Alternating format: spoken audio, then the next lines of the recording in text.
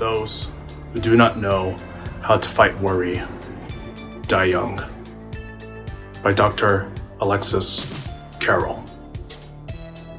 This is the Real Masked Bat here. I trust you're doing well. I'm going to be going over another chapter summary of How to Stop Worrying and Start Living by Dale Carnegie. Now, I covered the previous two chapters in the previous videos that I did a while back. Go back and check those out if you haven't already. Today I'm going to be talking about the third chapter, in which it discusses what worry can do to you. Now, I want to cite something here that's very important, which I'm going to be reading to you from a passage of the book, in which Plato said that the greatest mistake physicians make is that they attempt to cure the body without attempting to cure the mind. Yet the body and mind are one and should not be treated separately.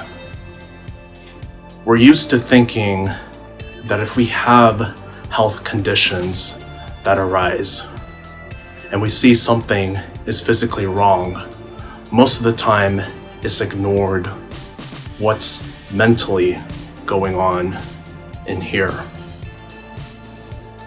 Another passage I want to cite to you. The next time that you find yourself worried and you can't seem to stop worrying, stop worrying for your own health's sake. Because according to the chapter titles of a book called Stop Worrying and Get Well by Dr. Edward Podolsky, the chapter titles are as follows. What worry does to the heart.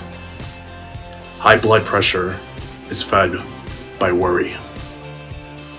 Rheumatism can be caused by worry. Worry less for your stomach's sake. How worry can cause a cold. Worry and the thyroid. The worrying diabetic. So as you can see, worry can not only cause you to stay stagnant and frozen in place, but it can also dramatically affect your health. It can weaken your heart, can weaken your immune system, can cause high blood pressure, can cause you stomach problems. All these things can be caused if you simply stay focused on worrying. Now, there is a solution to all this instead of staying in worry.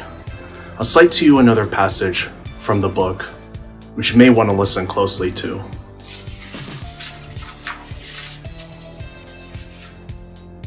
Some time ago, I went to Philadelphia with a friend of mine who suffered from this condition. We consulted Dr. Israel Brahm, a famous specialist who has been treating this type of ailment for 38 years. Here is the advice he had hanging on the wall of his waiting room. Pay close attention to this. Painted on a large wooden sign. I copied it down on the back of an envelope while I was waiting. Relaxation and recreation. The most relaxing, recreating forces are a healthy religion, in other words, a day-to-day routine to take better care of yourself. Sleep, music, and laughter.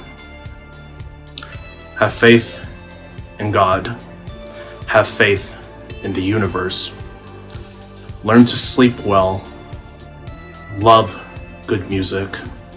Not just any kind of music. Music that inspires and uplifts the soul. See the funny side of life, and health and happiness will be yours. In other words, do things on an everyday basis that's going to help you better take care of yourself so that you don't find yourself habitually worrying about whatever it is that's causing you worry in the first place. You can also say this with intention behind it. I am not going to worry. I am not going to stay crying. And if there is anything to mind over matter, I am going to win. I am going to live.